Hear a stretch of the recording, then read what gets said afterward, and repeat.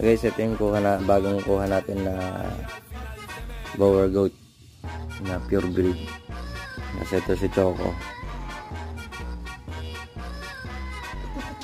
4 months old and 1 month old Choco. Yung diferensya.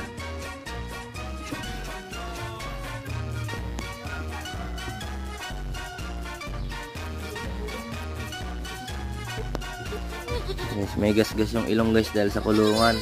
Naninibago. Gagamutin na lang natin.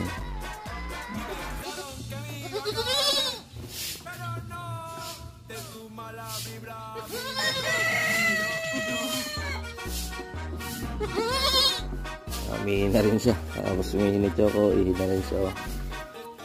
So wala pang pangalan to. Papangalanan na lang natin. Susunod.